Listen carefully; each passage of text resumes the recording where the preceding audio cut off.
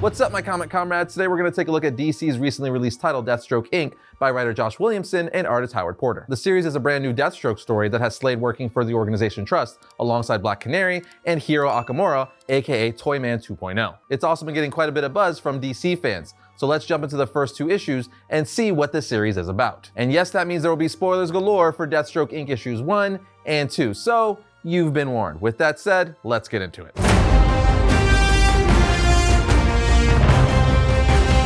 The issue starts off giving us a 16-panel recap of Deathstroke's life from the day he volunteered to get that experimental serum all the way up until more recent events, with him remembering the doctor who injected the serum into him asking, "Why are you really doing this?" At this point, the comic brings us all the way to present, where we see a brunette lady buying flowers from an old lady at a flower cart. The brunette then says, "You were right, this town is too nice. It's fake." And we see Hiro on the other end talking to her saying, "My highly educated guess is it's a Hive drone training center. Recruits go there to prepare to be sleeper agents in the real world." As the comic tells us, he's at Trust headquarters, which stands for Transparent Researchers United for Strategy and Technology. We then see Juliet Ballantyne start talking on the comm saying, "Now that it's confirmed, you must find and locate the new Hive Queen. Bring her back to Trust alive so she can answer for her crimes." The brunette woman replies, "This isn't my first rodeo, Ballantyne. I'll find her. But we need to be careful not to upset the Hive." Deathstroke then comes in on the comm saying, "That's boring. I have another idea." As we see him charging through the city in a Batmobile, the brunette girl asks, "How does this help the mission?" Deathstroke replies, "Once we see what the Hive agents want to protect, we'll know where the Queen is. Got it?" Hiro asks, "What Batman tech are you going to use next? One of the mech suits? Batman has so many." Deathstroke replies, "Nah, Hiro, I'll use one of my toys," as he pulls out a massive machine gun firing at all the people in the city. We then see swarms of bees come out of the mouths of the civilians as the brunette says, "I'm annoyed, Slade, annoyed that your plan might actually work," as she pulls off her wig, revealing herself to be Black Canary, using her canary cry to kill the swarm of bees attacking them. With the swarm taken care of, Slade uses his sword to lift up the skin suits of the civilians saying, "Hive and I go way back, Canary. This is new." Canary tells him, "This isn't a sleeper agent training center, Hiro." It appears that Hive is using people as incubators, and advanced nanotech is converting their organic insides into weapons. Hiro says cool, but Juliet says not cool. "This isn't a game. Please remember why you're all here. Our world has been overrun by these villains for far too long. Trust recruited you two," but Deathstroke interrupts saying, "We're here because you said those 6 magic words. I could pay you a lot." Deathstroke and Canary then continue to walk around town looking for the Queen, with Black Canary telling him, "We should look for survivors." He says they might have been real people once upon a time, but if they have that Hive nanotech poison in their veins, they aren't anymore. They end up finding and going inside a quaint house with a white picket fence that Deathstroke doesn't want to go into, as he has bad memories with a house that looks just like it. Telling Canary, "I prefer my supervillain layers to be abandoned warehouses or fun houses." While searching the house, a voice says, "I'm in the kitchen." We are then taken to a kitchen and see a woman who is clearly the Bee Queen saying, "Well, hello, isn't this just a treat? I went to great lengths to keep our sweet suburb a secret, but mi casa es su casa. May I offer you a drink? It's fresh." Deathstroke replies, "Is that the junk you pumped the town full of?" while cocking his gun. Black Canary says, "The mission is to bring her in alive, Slade," at which point the Bee Queen starts shooting honey from her arms at them, saying, "I'm so much more than alive. After my last defeat, I returned to Hive and found so many lost souls. They were sick and tired of all their worries. I had to do something." Deathstroke says, "So you turned them into bees?" She replies, "The Hive agents drank my honey of their own free will. They saw that they could become part of something bigger. A new kind of Hive, a new kind of army. I can't wait to see what happens when metahumans like you get a taste. See how it changes you," as she continues to shoot them with more honey. She continues to douse them with honey, pushing them all the way back to the dining room where the husband and 4 kids say, "You didn't tell us you were having visitors, honey. Are they joining us for brunch?" As we see, the husband's head is a beehive and the kids' eyes are bee eyes, while they're all drinking honey that's pouring out of the husband's chest via a faucet or nozzle that was implanted there. Yeah, things are getting really weird and taking a turn for straight up body horror. The Hive-headed husband says, "You'll find happiness once you join our family," but Deathstroke responds by shooting his Hive head off. This pisses off the children, at which point they all merge into one huge bee monster, while Deathstroke grabs the Bee Queen and runs out of there with Canary. As they're running out, Canary says, "Hiro, I need an airstrike at my exact location, now," at which point he blows up the house. The Bee Queen says, "My family, my babies, I will kill you," but Black Canary just kicks her in the face, knocking her out, and then uses her canary cry to temporarily knock out the comms to buy her and Deathstroke some time to talk without people listening. Black Canary then asks, "So Deathstroke, why are you really working for Trust? You and I go way back, Slade. This can't be about getting your hands on Batman's gear or even money. And I really doubt you're doing this out of the goodness of your heart." He asks, "We're friends now?" She says, "The Justice League knows about what you went through with your family. We thought you might have changed. I just want to know why you're really doing this." He then takes off his helmet and tells her, "I'm dying." Canary is at a loss for words, but Deathstroke just says, "Got you, never been healthier." "And you're right, I've got more money than I even know what to do with, Canary. But after everything I've done in the past, I don't deserve a good life.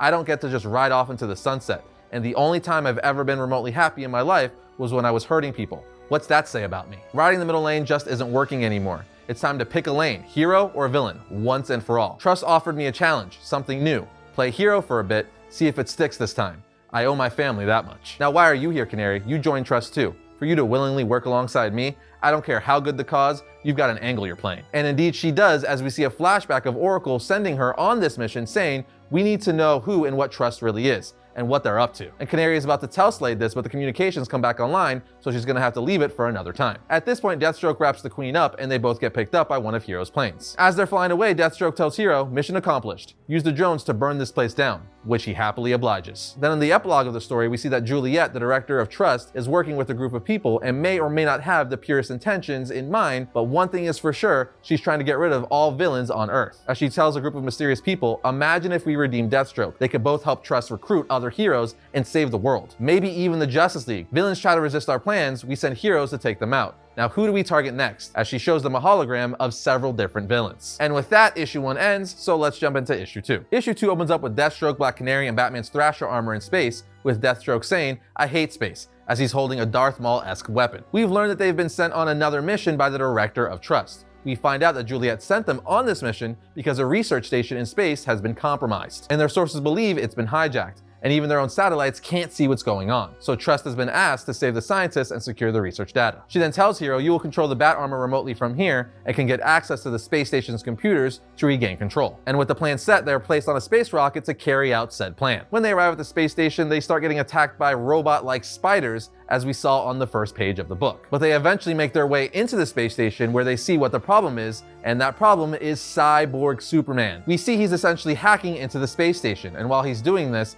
he says, with your cosmic connection and the satellite's reach, my mind will finally stretch beyond just machines. Spread my signal to everyone and everything in the multiverse. Deathstroke says just what we need, another Superman, and whoever that weirdo is. We see Cyborg Superman has tied up what we learn is an alien from another dimension, and his whole body is like a cosmic energy battery. But that's not the only person Cyborg Superman has hostage. There's also a bunch of research scientists plugged into the machine as well. On the next page, we realize that Hero isn't piloting the bat armor remotely. Nope, he's actually inside of it. Deathstroke then throws him against the wall saying, you stupid nerd. But Hero says, I've never been to space before, okay? I saw my shot, so I took it. It's every kid's dream to see space. Deathstroke then tells him, there's nothing up here worth seeing, kid. Not a damn thing, just darkness and death. No different from Earth. Black Canary then interjects saying, cool it Slade, we can't change Hero being here, so we deal with it. Hero then says, listen, Cyborg Superman isn't human, or even really here. He's an astronaut whose body was turned into a super advanced AI that can control and jump from machine to machine, and I can hack them. It'll be fun, trust me. Black Canary then tells them,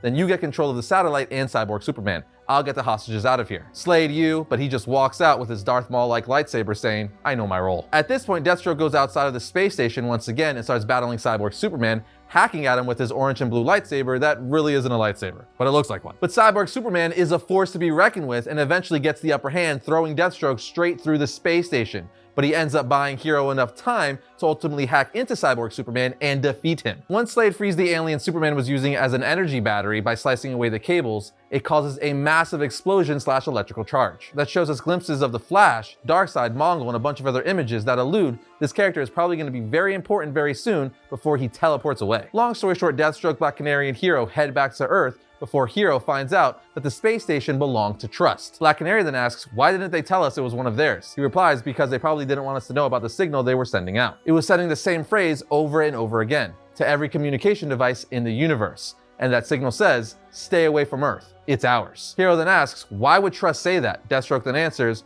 we're playing with fire, and Black Canary says, maybe it's time we all talked. At this point, Juliet appears to them via hologram saying, I've got your next mission. You have to track down the dangerous criminal known as Barbara Minerva, aka Cheetah. Black Canary asks, why do you want her? She replies, Trust believes she needs to answer for the crimes for when she was in the Legion of Doom. Deathstroke says, makes sense to me, I'll find her. Juliet then tells him, we actually know where she is. It's getting there that's gonna be the real challenge. As we see Cheetah on a throne wearing Wonder Woman's armor with a bunch of her followers with spears, armed to defend her. And just like that, we have issues 1 and 2 of Deathstroke Inc. I thought this was a really fun way to start a series. It's one of those books that's just plain and simple fun. It's nothing super complex. It just seems like every issue the team will be on a new mission that leads to lots of action and cool moments. In any case, I thought this was a good start to this series, but What do you guys think? Let us know down in the comments. And that's gonna bring today's episode of Variant to a close, but if you like today's episode, be sure to check out this one right here. And if you like all of our content, subscribe, like, and comment. It always helps the channel out.